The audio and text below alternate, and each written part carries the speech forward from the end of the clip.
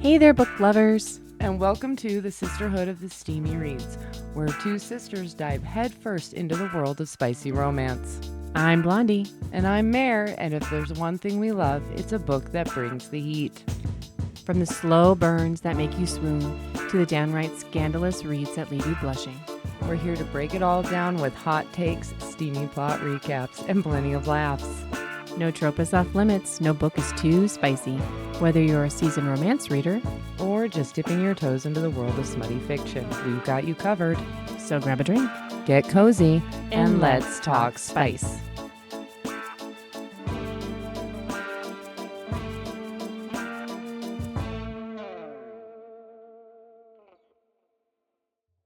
Hello! Welcome back, everybody. You got to be quicker on the mics. Now we got to find a way to mute them during the intro so we can actually talk to each other. Oh, I know. I was sending it to a few people. No worries. Watch.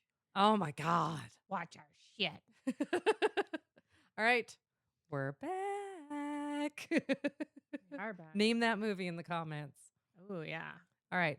Okay. Let's hit it up. Go. Hey, I'm Blondie. I'm your lover of dark romance, dramatic plot twists, and a fictional man who needs definitely therapy.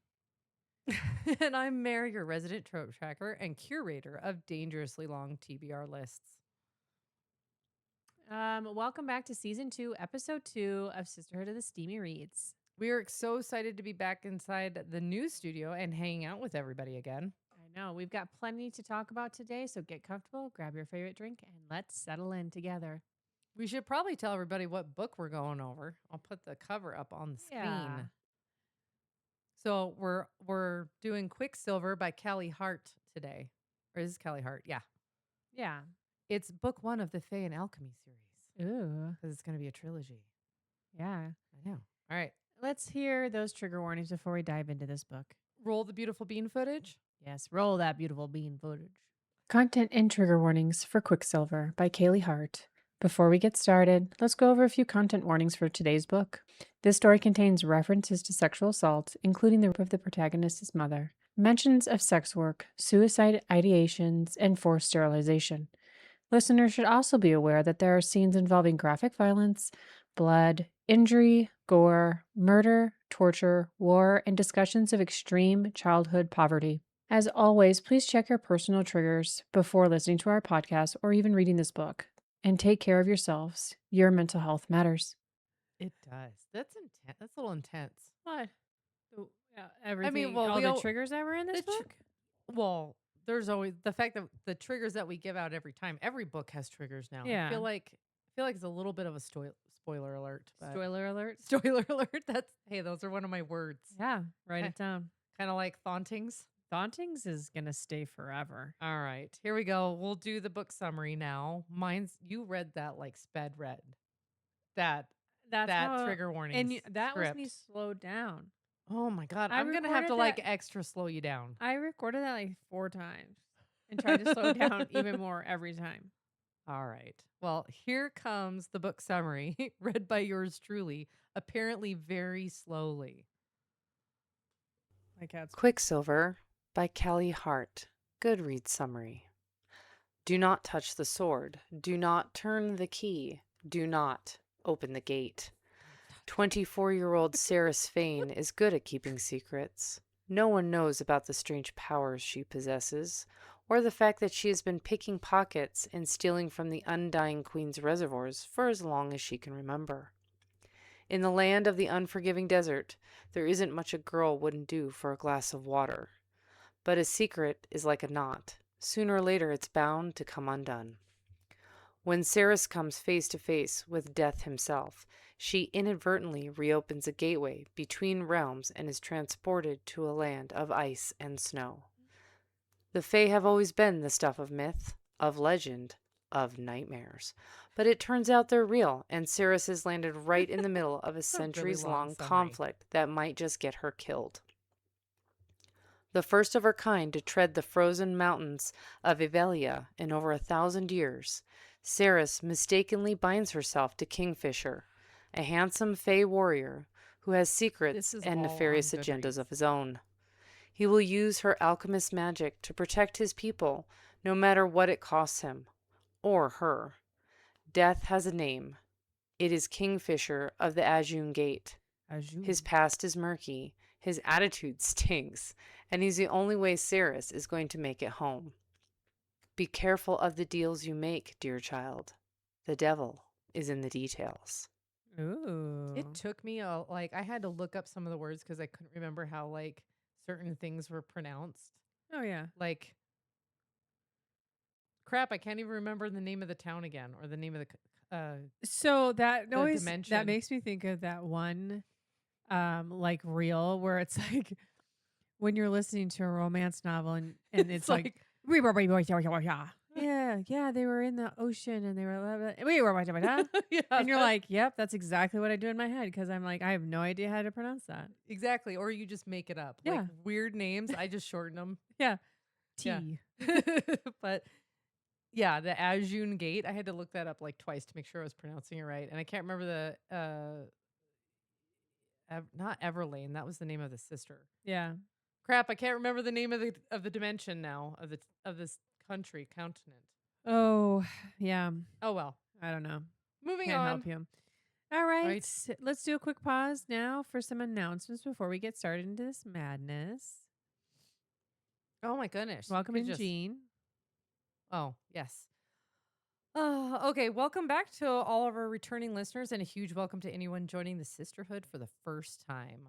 So we're officially recording in our new studio and we can't be more excited. I know. Look at these beautiful chairs. You're still obsessed on the chairs, huh? Yes, I love these chairs. They're so comfortable. They are really comfortable. Yeah, thank you for all the support, messages, comments, and the patience while we got everything up and running again. We took a really long break and we're sorry for that. So don't forget that we are on all your social media awesome thingies. Awesome I don't know what thingies. words I was looking for right there. We're on TikTok at the Steamy Sisterhood, YouTube at the Sisterhood of the Steamy Reads, Spotify and Apple Podcasts, Sisterhood of the Steamy Reads. Tag us in your reactions, your annotations, your audiobook rants, and your favorite book boyfriend debates. Oh, yeah. And if you're loving the podcast, leave us a rating and a review. It helps us find more readers and other people to join the sisterhood. And we love constructive criticism on our podcast because we do make changes per what people write in. We do. We really do love it. So please leave us a comment and shoot us a like. But let's get into this book. So Let's start it out with. I don't know if we're gonna read the whole book overview, like the Well, you gotta summary. do the segment intro. Oh, that's right. We gotta do the segment. So intros. start it off. Here And we this go. is compliments of Primo Pinata. Please follow him on Twitch. He's our voiceover guy. He's Here he the best. comes. Meet the madness. I love that. I'm never gonna get over that. I know he's the best. So welcome to Meet the Madness.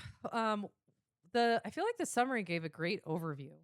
Yeah, if you weren't interrupting your own self. I only interrupted it like twice. So All right. it's a story about survival that quickly grows into something much bigger between the mystery of the Quicksilver and the tensions between kingdoms and one very intriguing Fey warrior. Quicksilver delivers on everything from adventure, romance, found family, high stakes fantasy, and it keeps raising the stakes with every chapter. So let's get right into meeting the madness. All right. So, what do you think makes the romantasy stand out in such a crowded genre? What makes it stand out in such a crowded genre? Yeah. I feel like there was I feel like the author did some extensive world building. Yes. Like she throws you like she opens the book right in the middle of a conflict. yes. So there's extensive world building. There's not a lot of magic right off the bat. And she Well, it's prohibited. no, but I mean like as far as the magic in the story, like if we're talking about the genre in general, like yeah, okay. fantasy, like Yeah. the magic in this story is very vague and she doesn't explain it really in this book. I feel like she gets more into it in the second book. Yeah. And I think that's also because it's supposed to be prohibited and like doesn't exist, quote unquote. Well, it's not even that. It's just the magic system itself. There's very little information given in this first part. So, but where do you think Quicksilver shines the most? Great question. The actual silver or the book? The We're talking about I the know, book. I'm just kidding. God. Oh my God. Uh, I think, Oh my God, she's so annoying. yeah. Okay. Button's going to be eliminated eventually. I'll get to Whatever. it. I'll delete it eventually. So I'm going to be honest. The first time I read this book, I did not like it. At all? Really? I was like, I just spent so much time and I'm like, what did I just listen to? However, when her second book came out and you're like, let's review it. So I'm like, okay, let me start over. And I reread it. I really fell in love with the book. So your second go through, you really loved it. The second go through, I think this is almost a double read in a sense, because I was like, God, I really felt like we stuck time way, like I felt like they were in this game for a really long time and it really wasn't. And I felt like she was doing this for a really long time and it really wasn't. I would say that the first read through, the pacing is funky. Yeah, right? Maybe that's what it was. That's what it was, because I did the same thing. So I had read it like a year ago or a long time ago before the second book came out, a long time.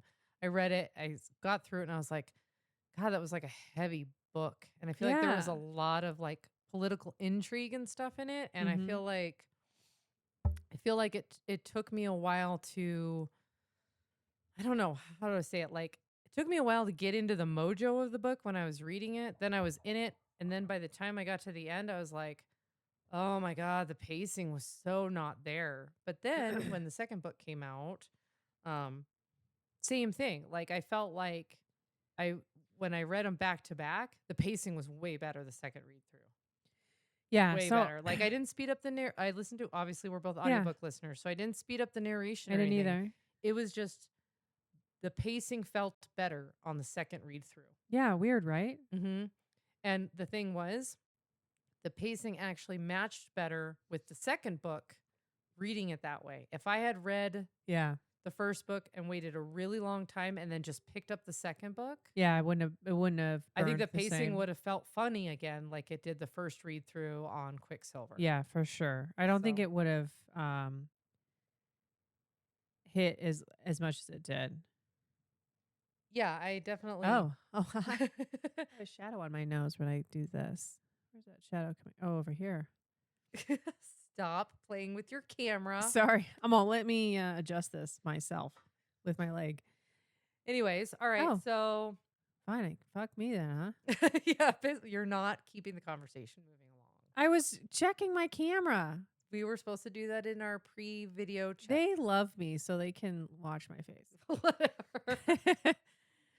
Were you hooked immediately, or was there a specific moment when Quicksilver finally pulled you in? No, I mean, like, I don't know if anybody else feels this way when they first start a book, especially a really thick book. Like, is this a yuck book? Like she be thick. It's a big one. I always feel like there's a little bit of a, what's the word I'm looking for? Like, you're getting into something that's going to take a while. So you're like settling in for the long haul.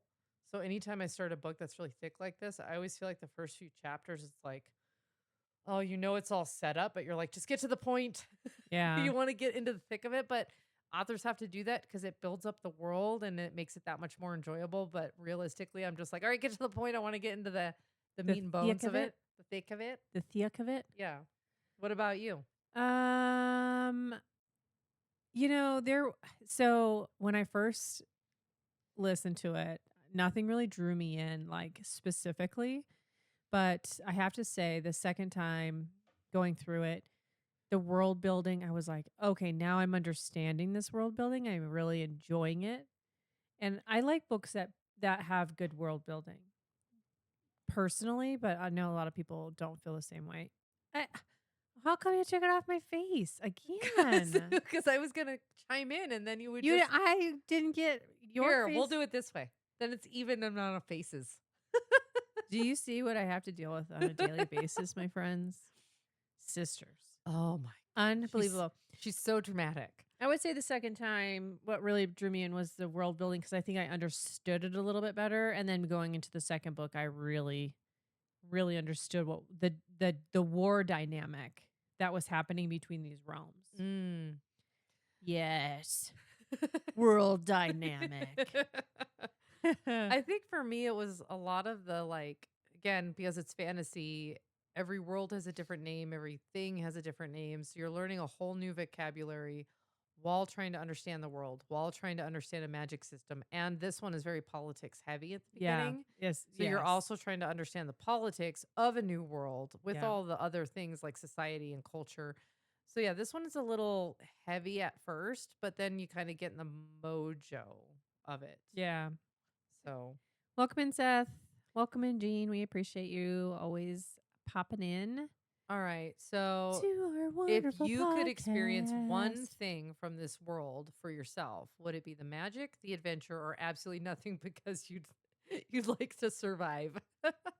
Because there's two worlds. Remember, So she lives in one I- world, and then there's another world. Right, and I digged Dug or digged? I digged it. I don't know. I really liked the second world because of course it's got magic in it. Yeah, Who doesn't want to live in a world of fucking magic, dude? I definitely want to live in a world of magic. I do not want to live in their world. Well, what? I don't want Why to live in the not? world of 1,000-year-long, 1,000-year-long wars and like forever winters or forever deserts. Can I be in the like summer the king- desert world? the summer kingdom or the spring kingdom? I think that's ACOTAR. And Oh, no, we are shit. not reviewing that. no, we ever. won't ever review ACOTAR, Ever. so just get over that right now. There's enough people on YouTube that have reviewed it. I think you can find someone to talk about Now, it. Unless this video gets 5,000 likes. If this video gets 5,000 likes, I will read the first book of ACOTAR. And we will review it. why are you agreeing to this? I have no agreement to this. We're agreeing to it together. It's happening. Just agree. Just confirm. Say you Okay, concur. if this singular podcast, this one episode goes quote unquote viral, for us, it For- would be viral if it got 5,000 likes. We That would be will- like massive viral. yeah, for us. we will review Book ACOTAR, the book one of ACOTAR. book one, and And then we'll go from there because we'll have to get multiple. I'd rather likes. do Throne of Glass. That's my favorite. I tried. I couldn't even get through that book. I started it and stopped. Oh my god, I've re-listened. Okay, to those if seven. this gets 5,000, I think it's seven wait, books. Shibida, Hold on. Shibida. Shibida. That book has. I've re-listened to Throne of Is Glass. it all the same author? Sarah J. Yes. Maas. It's by Sarah. It's her very first. She wrote it when she was 16. That series. That was her first series. Okay, so let's do That this. world building is nuts. Okay, let's do this. I'll Okay. make a deal. This video, Yeah. this one episode, episode 2, season 2, gets 5,000 likes. We'll review book 1 of ACOTAR. If it gets 10,000 likes, we'll review, what was the name of the book? Throne of Glass. But they're gonna want us to review all of ACOTAR. They have to keep liking our videos to make us do every book. So I'd say 5,000 on this episode. All right, we need to move on. That's the deal. Well, you didn't hit the random tangent button. It's not on this screen. I wasn't. Oh, it's not. All right, Lame. 5,000 views. We'll review the first book of ACOTAR. If that gets 10,000 views, then we'll review the next book in ACOTAR. And if this episode gets 10,000 views, then we'll review a Throne of Glass, book 1. book 1. But are we doing 0.5? Because No, you we're really doing have to read the first book. No, we're doing it in book 1 because she wrote book 1 first. She. Zip it. I can tell you which book she wrote first, but okay. All right. Are we moving on? Because we need to move on to our next segment. I'm just saying. Spicy breakdown. Move on to that spicy breakdown in this Heck yeah, let's- non-spicy book. It is spicy. It is a little spicy. It's got spice. It's got a little spice in it. All right. What would you? How many chili peppers? I would give it a 3 probably. 3 chilies. I'm giving it 3 chili peppers on Yeah. your spicy rating. I'm giving it a 3 chili Okay. peppers, maybe 2.5. I'll give it a 3. I think 3 is fair. Yeah, I mean, I think the chemistry between Saris and Kingfisher is built on tension first and the spice on spice second. Well, yeah, I There's mean, a you don't fucking even love-hate relationship for sure. well, The it's attraction simmers for a long time before it boils over. like they don't even get into the spicy shit until chapter 22. yes, but she thinks he's hot in general. That's not the point. Like wanting and finding someone attractive and the tension build is one thing, but I'm literally like, how many chapters are in this? Keep talking. Read the next thing. Oh shit. The spice feels earned. Every intimate moment carries emotional weight because the relationship develops alongside the story rather than interrupting it. So I agree with that. Like the relationship between Kingfisher and Saris builds as they go. Is it Saris, right? It's Saris. And Yeah. when we get into the tropes, we'll talk about all the different tropes because Yeah, this yeah. book is chocked full. It's got like every trope ever is in this book. There is a lot of tropes. a lot. and It's the got all of them. And the anticipation of this relationship between the two of them building up does pay off. I mean, it is very good at the end. The lingering looks, the banter, the proximity, the growing trust that creates this slow burn tension is like perfect. And I think it was really well written by her. Yeah, I don't disagree. So the book has about 45 plus chapters in it, and they don't even get to the spicy stuff till chapter 20.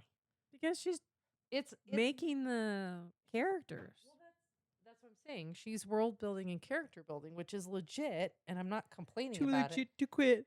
And there's definitely a slow build in it, and I like slow burns, so it's definitely a slow burn. So. Yeah. Why is it not quite a 5? Well, it's definitely not a 5 because while the chemistry is undeniable, it leans heavy into romantic tension and relationship development rather than delivering frequent spice scenes. So the fantasy plot, world building, and adventure remain more front and center in the story. So readers looking for constant spice are going to find themselves waiting in this book. Yeah. Because even with the tension building, there's not a lot of kissing and all that other stuff. Like there's only a couple of that. There's only like a couple of kissing scenes. There isn't even heavy petting in this book. Other than the 2 kissing scenes prior to the big scene.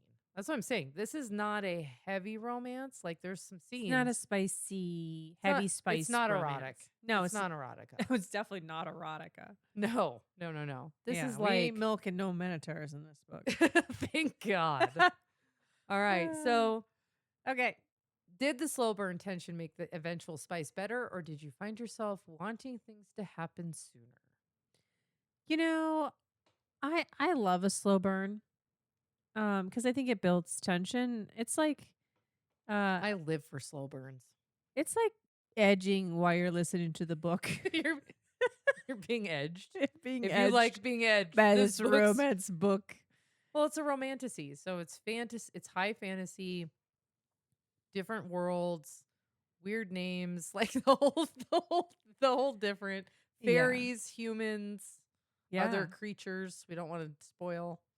Yeah, we won't spoil. Because so we're not there yet. But so next question. Okay, what was hotter for you, the actual spice scene or the buildup between Saris and Kingfisher? Oh, the buildup for sure. Oh, for sure. We The already buildup established that. was way better. I mean, okay, the spice scenes, because there's only 3 of them, are excellent. Like they're well written, they're enjoyable to listen to. We'll get to the narrator ratings. They're amazing. Narrator ratings. We're not there yet, I know. but they're good.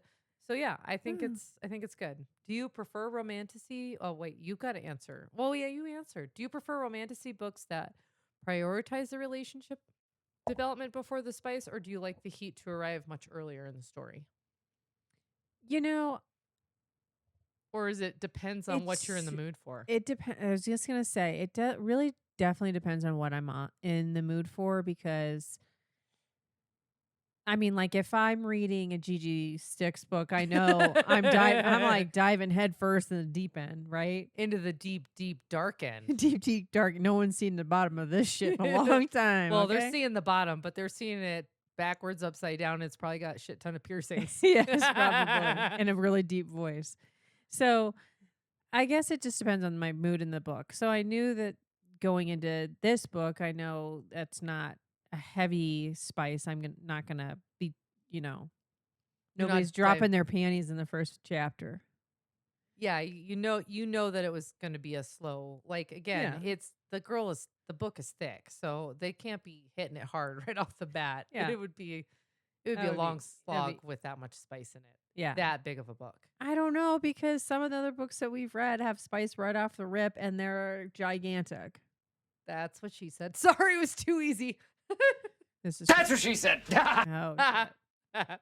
Yeah. So Anyways, yeah, all right. I'll give you that. This book is well done though. oh yeah, very well done. As far as like when the spice comes in. Yeah. So Good job. All all right. right. Hold on. I gotta get back to like my other screen and all the things. All right, here we go. Darkness Breakdown. All right. All righty. You rate the darkness. Oh, seeing as how you did spice first. I'm only gonna give it like a 2, maybe 2.5 towards the end, but Yeah. I'm giving it a 2. Like it ain't dark. It's There's some dark themes, but yeah. it's I was not gonna say there's dark themes in it. So It's more adventure than it is dark. yeah. It contains its share of dark themes, including violence, murder, torture, war, loss, and political oppression.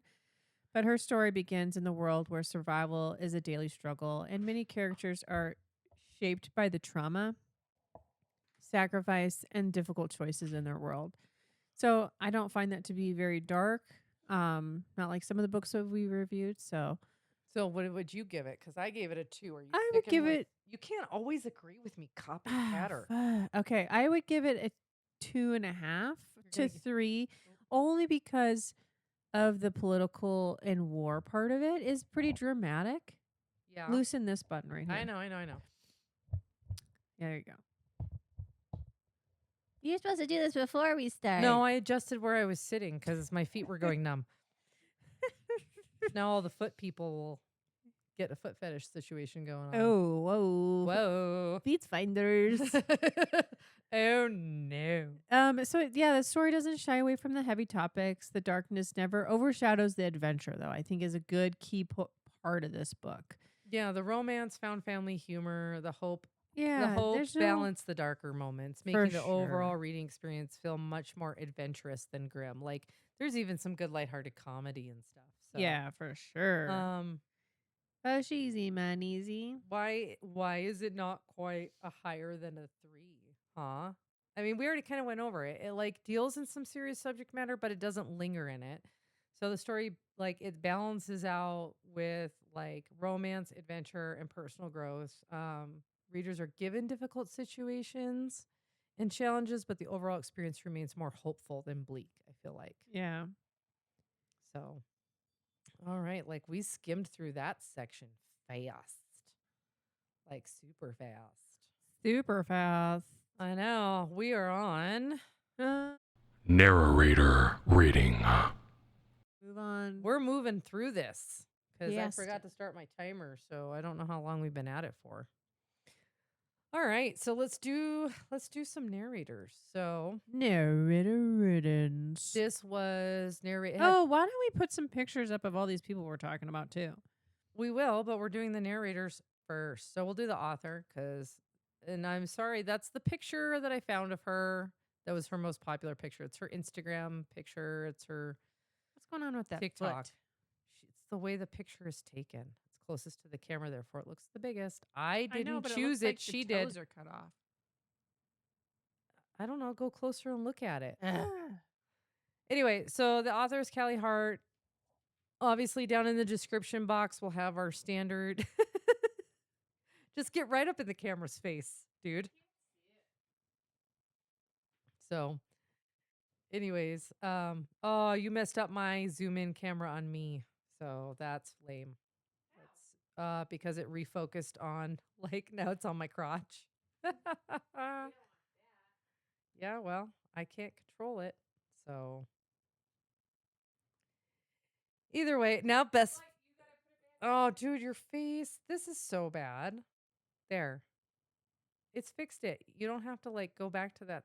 You don't have to. Oh my God.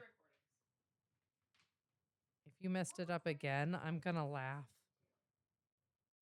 What was that? Alexa's talking to us. Alexa, stop talking. All right, so because I'm all on my own right now, so there's our lovely picture of the author. The narrators for this book are Stella Bloom and Anthony Palmini. I hope I pronounced that properly. And I'm going to put up some pictures of them. And I'm not going to be in the picture because it's going to cover my face. So there's Anthony. He does the voice of Kingfisher. And there is Stella Bloom. She does the voice of Sarah Swain. And we are going to play some samples really quick while Blondie is still MIA. So we're going to start with the female narrator. And hopefully I pick the right one. So here we go. This is Stella Bloom. I wanted him more than I wanted to go home. Gods and martyrs, what kind of sister did that make me? So I think she did an overall really good job. And obviously that's kind of an odd quote. So I'm going to throw one more up there. Amazing, isn't it? People prefer to acquiesce to a request rather than being forced to follow a command. Who'd have known? So I think Stella Bloom did a good job. She did a great job bringing Sarah's to life, capturing her strength, sarcasm, and vulnerability, and her determination throughout the story. Will you scroll, please? And then we'll put up Anthony Palmini's. Is that too far? A little bit, yep. So we'll put up his picture. So again, I'm gonna warn people. Sometimes seeing the person who's behind the voice ruins the entire effect. And I will say, like, for me, I can still separate it, but like the guy does not look like the voice of Kingfisher. Yeah, we'll play his tape and I will. I'll play a quote. It isn't practical, learning the names of humans. He said. You come and go so quickly. I only bothered to learn the names of creatures who live longer than a heartbeat. Like, he does pretty good. yeah, his face doesn't match that voice for sure. Well, because the character looks like that.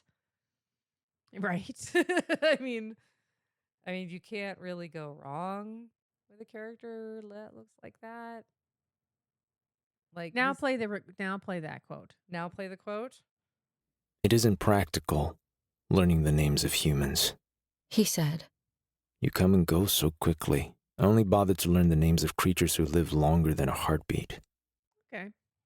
Okay, and then if you want to do her quote with her character's picture, then you've got this. I wanted him more than I wanted to go home. Gods and martyrs, what kind of sister did that make me? Make it move though. Make goodness, so domineering. There, I'll make her move for you, but you got to give me a few dollar bills, Right.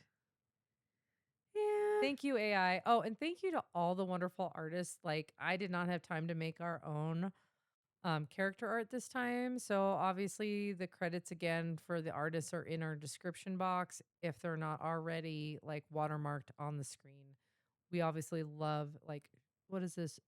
I can't see it from this far away, but Shauna the author artworks. And there's a bunch of other ones like Motion Chapters and a couple like Reader's Realm. That amazing, beautiful artwork. So, anyways, Jean thinks he looks like every other guy. they all look the same. Yeah, they all look the same. Everybody wants the hot dude. Like, yeah. I don't know what to say. So The narrator looks like every other one, or the character. It's absolutely like the dude looks like every other dude.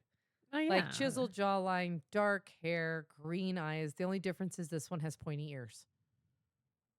He literally has pointy ears because he's a fae or fairy. Yeah. So anyway, all right, back to the narrators. What? The duet narration really helps immerse you in this. Like, duet narration is top tier next to like dramatization. Yeah, I don't like dramatization very much. There's too much going on when I'm listening to it. You don't like hearing a movie in your mind. No, I don't. I think I've only gotten one book that's a dramatized book, and it was one of the Midlife magics. Magic ones, and I was like, this is so intense. There's so much going on in my head right now. I cannot listen to this. What about a full cast? I rather just two because it's still too much. Like, whose voice was that? What am I listening to here? You can't differentiate different voices with different characters with a full cast in an audiobook? Not when I'm listening to it really fast and doing That's something because you else. listen to it like 50 times speed where they sound like chipmunks. Yeah. All right. Yeah. All right. All right. Why is this not oh, we forgot to like give the actual let's like rate it. microphones. All right. What are we microphoning it? I'm giving an overall rating of a 4 golden mics. Because I think they were paired very well as a couple, and the duet made it great. What do you think? Well, I apparently can't have the same rating anymore. No, you can have the same rating. I would give it a 4 too. But I listen to a lot of books that she's narrated. Stella Bloom? Yeah, and I like her voice. It's not harsh. It's easy to listen to. She does a good job with her inflections. And again, this is the only picture I could find of her on the internet. Because for some reason, narrators are like elusive. And they've like totally like erased their existence from the web. I don't know how they do. Why. I don't know. It's freaking weird. I want to ask one of them. I would love to ask that too. But anyway, long story short, I would give it Do you think they just because they never even had one in existence on the web? I find unless they're of a much older generation in the world that we live in today, I find in a world sorry that we live in today. I just feel like we need like trailer guy. I just don't. They're making a conscious choice to not have their photo on the internet, and not only that, but like no one else, like anybody else who's ever posted a photo of them on the internet, it also doesn't exist. So I don't know how so many narrators manage to stay like completely elusive. It's a mystery. It's a mystery that we'll never ever figure out. Anyways, we ask one of them. All right, so narrator rating, we're giving an overall 4. Did either narrator completely become the character while you were listening? Or not become the character, I guess. I feel like, yeah, absolutely. I feel like every narrator that I listen to, they become that character in my head, but not like their physical appearance, right? It's more like, yeah, that, I don't know. Yeah. I think they both did really good becoming the character. I think that the male narrator Anthony, I think that his Kingfisher didn't always sound quite how I imagined him. At like times his delivery felt a little softer or kinder or like not as gruff as it should be. Like almost too soft, too like a little not old. I don't know. It sounded a little bit too modern, a little bit too like every once in a while you could I felt like there was an inflection where like he was going to bust out like surfer dude. Like it just felt like it was coming and then it didn't. Oh. Like where he was being really smart ass towards Saris, it like felt a little like didn't fit with his overall character. Gotcha. Like the voice work didn't. Yeah. So, okay. Anyway. Should we move on to tropes and tension? Tropes galore. Oh my gosh, there are so many tropes in this book. So many tropes. Enemies to lovers, Saris and Kingfisher don't exactly start off sharing friendship bracelets, that's for sure. And like we said before, it's a slow burn romance. The tension builds long before the spice arrives. There's forced proximity, Slow down. Sorry. Circumstances repeatedly push these two together, whether they like it or not. I'm gonna speed through 2 more of them. What? Like, well, you're going really slow. You're reading the whole definition. You need to read the whole definition. I know. All right. So Toucher and Die, Kingfisher may not always say it, but he definitely lives that trope. Found family along the way, unexpected friendships and loyalties form that become just as important as the romance. Morally great hero. Kingfisher isn't interested in being a hero, but that's part of his appeal. So there's that. Hidden power. Saris discovers there is far more to her story than she's ever realized. Ooh, I know. Faded connection, the deeper the story goes, the harder it becomes to ignore the threads tying everything together. Quest adventures also in this. Dangerous missions, impossible odds, and plenty of opportunities for disaster. And political intrigue, power struggles, secrets, betrayals, and competing agendas keep everyone on their toes. So this thing has like every possible trope in the book, like every single one. Yeah, it's awesome.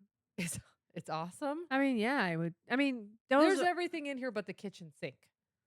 And the kitchen sink is probably in there, but we just didn't list it. Ugh, I just hit my face on my mic.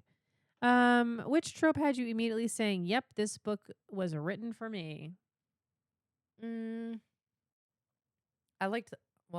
love slow burns, but I also like politics. So the political intrigue was kind of fun. Okay. It was a good change from like the normal stuff. Okay. What about you? I mean, I liked the forced proximity and the slow burn tension in this book. Yeah. I like again the slow burn. I don't know. But I did like her what was it? Hidden powers. Oh, gotcha. I did like her learning her hidden powers.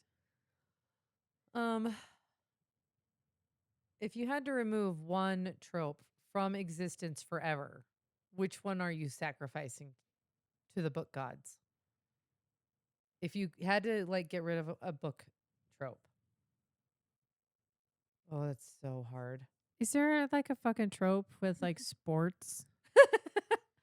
There's a ton of hockey romances, I which know. I would be happy to get rid of all of those. But like, is there like a sports trope? Is that what that trope is, or what is that? I don't know. I don't have the complete tropes list in front of me. Yeah, so I think that's a really hard question to ask me without the complete list God, available to my reading and liking. Such a whiner. What's yours? I told you I would remove hockey romances. Yeah, so completely. same. Any sports related romance that's Just stupid. Just cross those right off the list forever. I'd be okay with that. There's people out there that are like angry typing in the comments. Yes. Like, you sons of bitches. Hockey's my love. And I have 3 ice hockey players in my family. I just don't want to read about it. I don't want to read about a basketball romance, dude. There are basketball romances. I know. I don't want to read it. Exactly. Which is why sports romances, we can just. Oh, yeah. Sports romances. I bet it's what it's called. That's a genre. That's not a trope. Well, we're getting rid of that genre too, bitch. All right. Okay. Was Kingfisher's touch her and die energy swoon worthy, or did it make you roll your eyes? Because I know what I answered to this. At the beginning, I was like, ugh, okay. Like the hater lover attitude. Yes. Like treat her like dog shit, but realistically, like he's crushing on her. I hate that. It drives me crazy. It's so it's juvenile.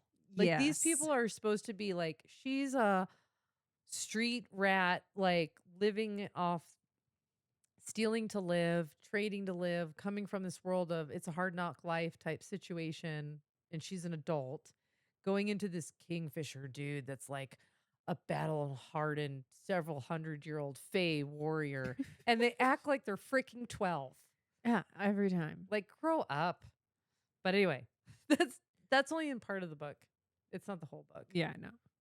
So, are we moving on to the next segment? Did you want to do the top trope moment? No, I think we kind of already covered that. So, we're moving on. Moving on. Key moments and notable quotes. Yeah, I'm never that's going to awesome. get over the voice. It's so good. All right, let's hit these key moments. So the very first key moment in this book is the gauntlet theft. Sarah steals the Guardian's solid gold gauntlet and kicks off the chain of events that changes her life forever. Which then causes her to cross realms. Sarah is pulled from the only world she's ever known into a dangerous new realm filled with magic, secrets, and powerful enemies. Yeah, and then I feel like we're missing a lot, but yeah, meeting Kingfisher, one of the book's most important turning points in the beginning of a relationship that drives the most of the story.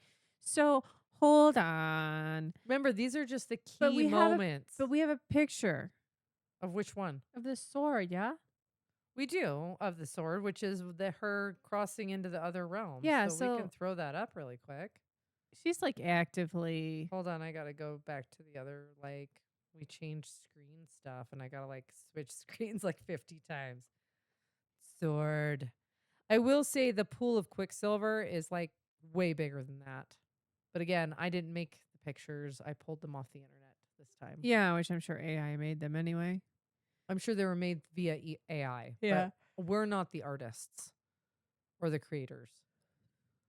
So as soon as she pulled that sword out of the Quicksilver, she activated the Quicksilver, which opened the portal That's to the part next that's realm. all in the summary that we read in the beginning. Like, Yeah. she opened the gate.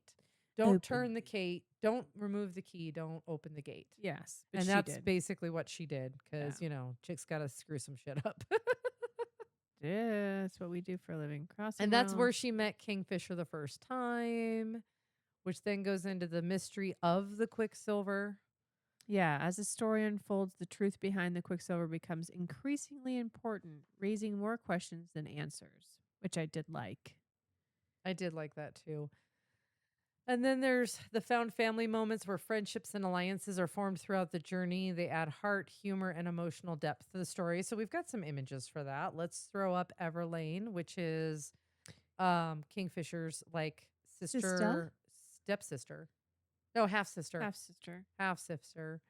And again, thank you to the wonderful artists that created all of these beautiful images that Look how cute she is. But Everlane is always cute. She's is. awesome. And she's a sweetheart. We love her. She's a great. There's some really good side characters in this Yeah, book. there is. Because there's Everlane and then there's Carrion, which hold on. There's Carrion. Oh my gosh, I love Carrion. Carrion. Carrion's a great character in this book, guys. I did not have time to animate Carrion, but Oh, I love damn him. it. I know. I love him. And then there's the other warriors, which again, I didn't have time to pull images of the other warriors. Oh, okay. But like the two main side characters are Carrion and Everlane. So Carrion comes from her world. It's like her ex-boyfriend. Yes. Ex-lover. Ex-lover. Ex-lover. And she absolutely fucking And he hates. is a smart-ass bastard. Yeah, He's great. He's got a quick wit tongue. I will say that why is it in books, and this is most books that we read, why are some of the side characters sometimes better than the main characters? Have you noticed that in books? Like the side characters Like what book? Like what? Okay, we just said it. Like Everlane and Carrion are fun characters. I think they're more fun to read sometimes than Ceres and Kingfisher, because Ceres and Kingfisher are so serious. Well, they have to be because of the main characters in there. I know, but the they don't plot. have to be that serious. Okay, what other book? Well, I can't really count the Into Darkness series because she made book 2 and book 3 off of side characters. No, yeah. So those don't really count. They did the same with I don't have any books on this shelf. Is there all Butcher and behind me? Blackbird. They did the same in Butcher and Blackbird too. Because apparently the side characters were kicking it. They were awesome. That's Yeah. just what I'm saying. I'm just saying the side characters in this book are good. Like Everlane and Carrion were awesome side characters. Yeah. So Carrion definitely made the book lighthearted at moments. he was funny. And then there's Revelation. Okay, so back to our key moments. Revelations and betrayals. Several major twists force characters to question everything they thought they knew. Yeah. Dun dun dun. Then the final battle happens. High stakes emotional payoffs, and the I cannot say that word. I knew I'm missing. Accumulation of multiple storylines collide in an epic conclusion. Yeah, there's a couple different I feel like this book kind of feels like Lord of the Rings Return of the King with like multiple endings. Yeah. Because you've got the big battle at the frozen river. Yeah. Then you've got the like transporting to the game arena at the end. Yeah. Battle, and then you have them coming back from the game arena, and then there's another ending. I feel like there's like they're not like endings. You're right. But they're they like feel like they feel like they're the end of the story, but they're not. Then it keeps going. Yes. So I just felt like there were a lot of multiple endings, and then the ending itself, and there's answers, but then there's a lot of new questions, and then she of course leaves it on a massive cliffhanger for book 2. So quotes, I don't know if I would use the ones that I put together. I've got like some 4 good ones that I actually pulled in sound effects. I don't know if I would use the actual quotes that I pulled on our Well, you want outline. to just play the sounds then? Yeah, let's just play our sound quotes. So I will put up a picture of the character first. Of the character. So we'll go with this. It isn't practical, learning the names of humans. Which we've He heard a couple said. times. You come and go so quickly. I only bother to learn the names of creatures who live longer than a heartbeat. Rude. So that's at the beginning of the book. And then this is obviously later in the book. I'll be grateful for every second that I can say I belong to you, Sarah's Fane. 80 years or 18 hours. It doesn't matter to me. It'll still be the highest honor of my life. You gotta love it when Someone's got a crush. crush. Way more than a crush, dude. Just say it. Oh my gosh. All right, now we'll do her, but I've got a new picture of her like at the forge. Yeah, nice. That's I awesome. wanted him more than I wanted to go home. Gods and martyrs, what kind of sister did that make me? She was like hot and bothered for Kingfisher in that one. Yeah. Amazing, isn't it? People prefer to acquiesce to a request rather than being forced to follow a command. Who'd have known? Those are pretty good. Yeah, no, Pretty those are definitely Oh, good. we forgot to do this picture. Her sidekick. We love Onyx the Yay. fox. Onyx is the best. We love Onyx. Onyx is a major character in book 2. He is a big character in book 2. We love him. So, also while we're talking about it, here's an overshot of someone created of the city that she comes from in her world. Oh, Because remember, it's around like the spokes of a wheel, and they have different wards. interesting. I know, and I love it. I've got even more. I got some other pictures, but I didn't load them because I didn't have time for the podcast. But it's fun. So. Yeah. Put that mic a little closer to your face. I know. So, yep. I like that picture. It's That's really definitely cool. Like not the how I Silver saw it City. in my head, but it's definitely good. Yeah, and then I'm trying to see what else I got. If I got any other. Oh, there's also a scene, which I love this picture, of when in the beginning of the book, when she crosses over to his realm and he gets basically arrested by his own Kingsguard and brought up in front of the Oh, yeah. leader of his world. And Is that what this is from? yeah, and he's like chained and they Yeah. keep calling him a dog. Because he's wild. Yeah, because well, there's so much to go into as to why he's acting that way too. Oh, yeah. But we can't go into that. 'Cause Yeah, that's like it's a- really in depth. That's like a spoiler or something. Yeah, but now they're gonna be like, put up the wee woos and tell us the spoiler. But it's Yeah. I don't if even people know how to watched us explain live, it. we would do that. I know, but we're not. So, anyways, love that picture. You know what we didn't do during What? our spicy breakdown? We didn't do our optional spice scene tracker. Dun dun. Oh. I mean, Is it on here? we could reverse and go back to it because that's what people really want to hear about is the spicy scene. Is it on our sheet? It's on this. It's not up there. It's on this. It's by hand in case we chose not to do it. Yeah, okay. Should we do our spice scene tracker? Yeah, I think we should. All right. There's so, only like 4. all right. So we're right? reversing. Spicy breakdown. All right. So we're going back in time to our spicy breakdown and we're doing our spice scene tracker Be able to see this. where we break down our 5 scenes of our spice. Yeah, there's 5. And 2 of them aren't even actual spice. So you take number 1, I'll take number 2. All right. Scene 1. This is in chapter 12. This is their first kiss. Tension finally snaps. What would you spicy rate this being that's the first kiss?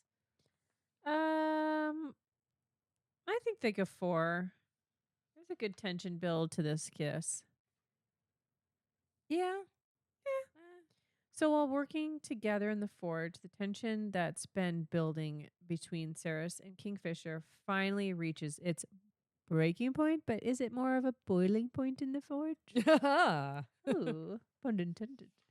Their usual banter and power struggle give away to the undeniable attraction. The pair snare their first significant kiss, confirming that neither of them can continue pretending. I can't see because it's hard for me to read it because it's dark. Oh, and you don't have your glasses on. Pretending the chemistry between them doesn't exist. The encounter leaves them both rattled and permanently changed in their dynamic of their relationship. There's a quote that goes with it. I know his hands felt like I know what his hands felt like on my body now. Oh my goodness. The tension. All right. Breaking. Final attraction. Payoff. Enemies to lovers. Those are the tropes. You're welcome. Oh my goodness gracious. All right. Oh, let's see. Scene, the next spicy or semi-spicy scene is the war camp tent kiss, chapter 20. It's a passionate makeout session. So after the battle at the river, Ceres confronts Kingfisher about the behavior and growing feelings. The conversation becomes emotionally charged as neither can deny the attraction between them any longer. Their argument erupts into a heated kiss and an intense physical tension. Kingfisher allows Ceres to see a vulnerable side of him that he has been hiding beneath sarcasm and hostility. The moment that their relationship moves beyond flirting and tension into something undeniably real. The quote is, "I can't trust anything." Oh. That's a good one. Oh, you get the big one. All right. Chapter 22. From Ceres' point of view. This is the full spice scene, my friends. This is a 5 out of 5. You're going to have to break into some of the detail because I don't always go like heavy details in the breakdown. So Kingfisher takes Ceres back to his rooms after the war camp events. A conversation between jealousy, trust, and other growing connections quickly spirals into something much more intimate. Both characters finally stop fighting the attraction between them and openly choose each other. Weeks of tension, flirting, arguments, and longing finally pays off. This chapter marks the true beginning of their physical relationship. I don't know. This doesn't happen in the war camp.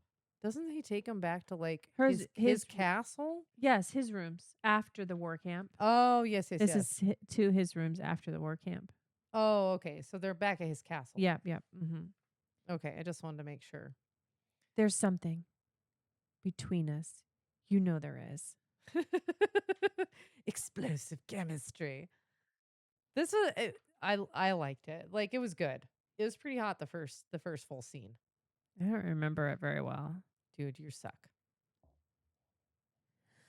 Like you really don't remember? Stop yawning. You're going to yawn. Sorry. Oh I've my been up goodness. since 5, man. What time is it? I don't know. Gotta be getting late. It's 8:20. Oh my goodness. Oh my goodness. Just wrapped his up. It's getting late. We're old. All right, people. let's get through this. Oh, All right. come on, honey. Let's finish. All right, fourth scene is chapter 27, the Oh. morning after spice and bonding scene. Oh, I almost had a comment for that, but I held that. What? Nothing. Very inappropriate. That's what our Not spicy inappropriate. It's crude. dirty, Crude. rude. Ceres wakes beside Kingfisher and discovers neither of them wants to walk away from what happened between them. Their connection deepens as they continue exploring both their physical attraction and emotional bond. Kingfisher finally bites Ceres. Dun, dun, dun. We're not spoiling what that means. Okay. Something that has been teased throughout the relationship. The bite triggers a powerful magical reaction and strengthens the connection growing between them. New markings and runes appear, signaling that the relationship is becoming something far greater than expected. The quotes, "I want him more than I want to go home." I think that's one of the quotes I already played. Yeah. You already played that quote. Yep. All right, let's hit this last and final spicy scene. There's 2, yeah? No? Oh. Chapter 37. Dun, dun, dun. 5 out of 5. What happens? On the eve of the dangerous mission, Kingfisher creates a private, candlelit evening with himself and Cirrus. The two spend the night focusing on each other rather than the looming threat around them. Their bond continues to strengthen as new markings appear and the deeper their truth about their connection are revealed. Aye. Kingfisher admits that he already accepts the mating bond. Maddening, and when you have a mating bond, it's maddening. Okay, let's just put it there. Everybody gets crazy. Every book, it gets stupid. Go back to my camera. I'm talking to them. Thank you. Stop. What was I? Oh yeah, this chapter. Can't help it. Accumulates with why is this chapter with this confession? Okay, his confession. People do not understand That- what you're reading. You've made no sense. I know. It's like the most broken, retarded. I know I can't see it either. I'm so sorry, everybody. All right, so at Do you the need to end, borrow my this glasses? chapter, no, the chapter, his confession at the end of the chapter, his confession with his love for Ceres, making this one of the biggest emotional payoffs in the cookbook. The cookbook? Yeah. That's I read In that. the book. In the book. Where did you even get I don't cooked from? Oh my god. We're off the rails. I need to, when We're you off have, the when rails. you have elderly Wait. parents and their text messages have to be blown up so that like Yeah, one can word you fills the blow screen. my side up, I please? obviously need Hey, to make yours quote. ginormous. Quote of this chapter. Thank you for getting back on pace here. Is I'm in love with you, Sarah Svane.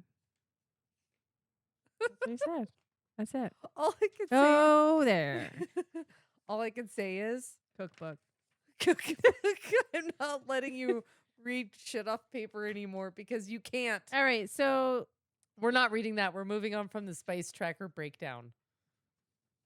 You're not reading the review. It's 8:30. okay, let's recap. Oh my goodness. All right, hold on. Where are we at? We are at segment Wrap up and ratings. Oh, thank God. This has been a rough, real first book episode. It's fine. So Oh my let's goodness. get back to it. Let's wrap this up. All right, Here's our recap. So our spice rating, we gave it a 3. Yep. Our darkness, we gave it only a 2. Yep. Our narrator ratings, we gave a 4. There they are. And our overall score for this book is a 4.5. I give it like a 4. Okay, a 4. What do you think? Overall score for the book?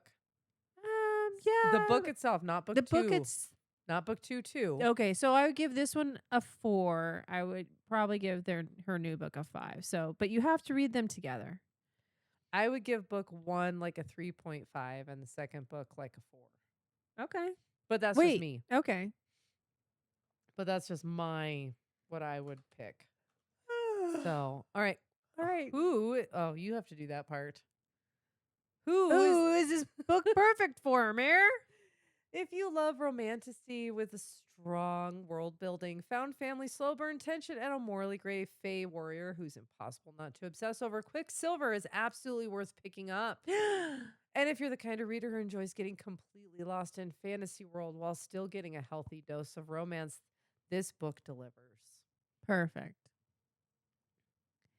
This is also a great pickup for readers who love stories that balance adventure, magic, mystery, and romance without letting one element completely take over. There you go. Mare, All right. who won't like this book? Zoom in on yourself. Oh, do I have to? Oh, God. Oh, see, my zoom in is broken. Hold on, I can fix it. All right. If you're looking for nonstop spice from beginning to end, this may not be your perfect match. The story takes its time building the relationship and focuses heavily on the fantasy elements. But if detailed fantasy world's political intrigue and complex magic systems aren't your thing, you may struggle with some of the world building early on. Our final thoughts overall? Go ahead. So Quicksilver is the kind of book that reminds us why romantasy continues to dominate the book world. It combines adventure, mystery, magic, and romance into one story that feels both epic and personal. While the slow burn, here, I fixed it, may test some readers' patience, the characters, the world building, the emotional payoff make the journey worthwhile. For sure in this book. All right. So did Quicksilver live up to the hype? Because I heard about it before I read it. I did too, and it's got a lot of It's got a massive following. but it's mixed emotions. I know half people that I've talked to that are like, I didn't like the book, but I read it, and then the other half is like, I loved it. So I keep telling people that when they told me they didn't like it, I tell them to reread it because it makes a big difference the second time around. I honestly agree with that too, because like I said, the first read, the pacing feels off on the first read through. Yeah, but the second time, way better. It is way better. Are you immediately picking up the next book, or do you need an emotional recovery period first? Oh no, I immediately picked up the second book. I can't We wait. already talked about it. Yeah. I read it, then the second book come out, and then I reread it, and then read the second book. So I read them back to back. And what about Kingfisher as your ranking in your book boyfriend situation? So Kingfisher has some I don't know. Like, again, fairy dudes are not my jam. They're just not. You like those pokey ears? I'm not into fairies. Like, at least, does he have wings? I don't think they have wings. I don't think these fairies have wings. No, but they have magic. They're more of, Yeah, you don't have to. fairies are not my jam. What can I say? I mean, we're not forcing you to like fairies or fuck them, so we're good. I don't know. Book talk is intense with the fays. Yeah, this is true. But no, it's Kingfisher is all right, but I think there's I think there's other characters in the book I like more. For sure. Okay, I'll go I with mean, that. as far as like his buddy warriors guys are pretty cool too. Yeah. But again, I'm not a fairy chick, so I'm not into the fairies. Okay. They just don't do it for me. You don't have to like the fairies. It's fine. All the fairies, plug your ears. So rude. Okay, here we go. Fairy love. Not here. On the next episode of Sisterhood of the Steamy Reads. Oh, God. All right, here we go. And that's a wrap on Quicksilver by Callie Hart. We got enemies to lovers tension, magical mayhem, bite marks, shadow powers, and one very possessive female. God, I hate that term. Honestly, Kingfisher may have permanently ruined real men for me. I The love bar is now somewhere above the clouds. I love writing your script because I can make you say things you would normally never I say. would never have said that, but it's fine. As always, thank you for hanging out with us and being a part of the sisterhood. Make sure you're following us on TikTok, YouTube, Spotify, and Apple Podcasts so you never miss an episode. And come tell us your favorite Kingfisher moments because we know you're bookmarked. At least one of them. Don't lie. We know you all are into females. Don't lie. Don't lie to me. Oh, I can sniff it out. Next time we're heading back into the darkness with Game On by Nevessa Album. Nevessa Allen. The third book in the Into Darkness series, which is right up here, but you can't see it because it's cut off. But it's right there. It's the green one. It just came out. I don't know when we get to Britain, but okay.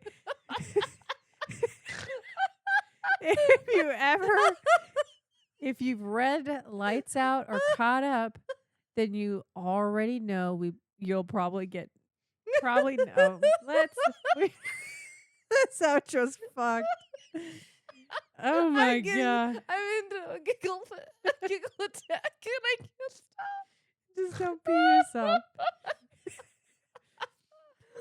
Did we ever do Lights Out? Lights Out was our first episode ever. The Caught Up. Did we do Caught Up? Yes, we did Caught Up. Our two biggest episodes with the most views are Lights Out and Caught Up. Lights Out is a ridiculous amount of views, and it's our first episode. It's our first one. We didn't know what the shit we were doing. It was so bad. And Anna was there, remember? Yeah. She was like, What's happening? Oh, yeah. We learned the phases of the mood, though. That's all we knew from that And episode. And baklava is better than a balaclava. That's right. Oh my god. Okay. If you have read Lights Out and caught up, then you already know you'll probably not emotionally prepared for what Nevessa has planned for you next. Will there be obsession? Absolutely. Questionable decisions? Without a doubt. Will we be texting each other ridiculous hours because something we just read? Almost guaranteed. I love it. Until next time, keep your Kindle charged. Your TBR growing. And your standards for fictional men completely unrealistic. As they should be. Yes. Always. And we'll see you next time. Because here in the sisterhood, Love isn't always healthy, but it's always hot. Oh my god, we did that. Oh my god, wait. Oh my goodness. I feel like we could have done so much better this We're episode. still live, but okay. I know, but I'm laughing No. so hard. This is why our podcast is good. Fuck. We have fun. All right. But Everybody, we forgot to mention we're uploading once a month is our standard schedule unless we can get a bonus episode in here or there. yeah, Because we both have busy lives with full-time jobs. yeah. If people want to see more episodes or have something they want us to review that's on their TBR, drop it in one of our comments, or you can actually email or write us on like TikTok or YouTube. If you drop it in a comment, it moves to the top of our list. So if there's a book you want us to read and review, put it in the comments and we'll Yeah. put it to the top of our list. Absolutely. Like you will get priority just for the fact that Ooh. we want more engagement from everybody. Yes, for sure. All So, right. if So you we need love to it- say goodbye. Yes, good night, bitches. All right. We see you later. Bye-bye.